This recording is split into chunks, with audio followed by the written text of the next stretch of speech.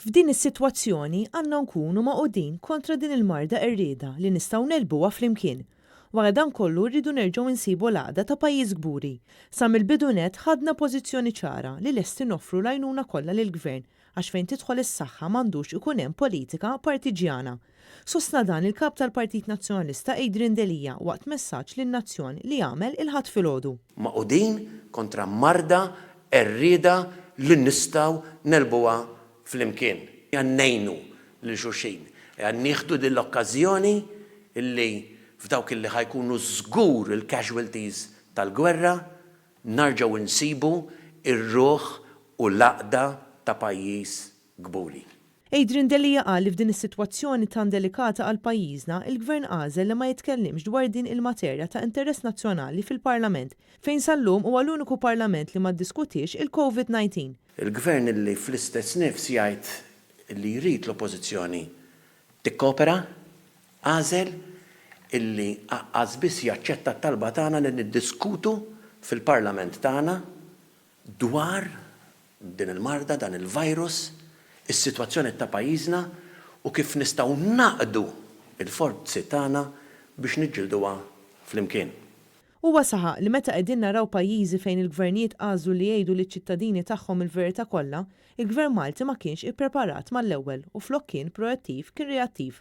Għalhekk l-Oppożizzjoni qed tinsisti għal-lockdown biex ikun hemm aktar sigurtà u jkunu ristretti iżjed il-fruntieri ma' pajjiżna. F'dan il-mument il-parti medika dawk il-pariri illi qed nittieħdu u jekk naraw id-dinja kollha x'qed jiġri u għandna l-eżempji issa jekk aħna nintervjenu issa b'deċiżjonijiet min-naħa tal-Gvern b'saħħithom biex nagħmlu l-lockdown, nagħlqu il-frontiera, ma nħallux iktar imported cases jibqgħu iżidu ma' dawk illi għandna. Fil-waqt li ringrazzja lit-tobba kollha, Adrian Delija saħaq li għandna nassiguraw li t-tobba jingħataw l-aqwa protezzjoni filwaqt li għandhom jiġu mħarsa diversi nies fosthom l-ispiżjara u l-ħaddiema tax-xatt.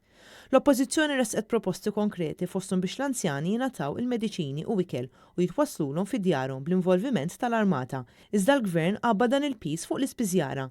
Ġi proposti wkoll li l-lif ta' kwarantina huwa pis li għandu jinġar mill-Gvern biex jonqos il-pis u l-inċertezza fuq in-negozji u l-ħaddiema. Il-Ministru għall-Finanzi ipprova jirbaħ il-punti politiċi billi joqgħod jiftaħar bis-surplus. Dan meta kien ikun iżdiet opportun li kieku għalinna x'investimenti saru fit-tlesptarijiet li nataw lil Vitals u Stewart u li għalihom il-poplu sal-lum instara 240 miljun euro. Kenna l-fuq minn 800 sodda illi kieku qegħdin lesti u l-Gvern kien ikollu l-abilità, l-fakultà, l-opzjoni illi juża dawk ir-riżorsi ħalli nsalvaw il-ħajjiet tal-Maltin u l-Awċejn. Insensittività oħra wkoll urija il-Ministru Silvio Xkembri li mhux qed jara fid-diffikultajiet li qegħdin jgħaddu minnhom l-SMEs u n-negozji żgħar li qegħdin jaraw nuqqas tal-beħ u tal-klijenti u problemi kbar ta' cash flow. Diffikultajiet li qed jesperjenzaw setturi li huma l-mutur ekonomiku ta' pajjiżna bħas-settur tat-turiżmu. Għaw min diġa falla, għaw min qed jitlef il-miljuni u ħajkollu effett detrimentali għall-ekonomija tagħna. Adrian Delija saħaq li kulħadd huwa infurmat dwar x'qed jiġri madwar id-dinja, dinja li tinsab fi gwerra moderna kontra għadu li ma jgħidix, għalhekk huwa aktar diffiċli biex nifhmuh u nelbuh. F'dan l-istadju l-iktar ħaġa importanti hija l-informazzjoni fejn il-poplu Malti wawċi ikun marraf dwar il-konsegwenzi mingħajr ma jallarma lin-nies. Dan sabiex din il-gwerra tintrebaħ fl-iqsar żmien possibbli.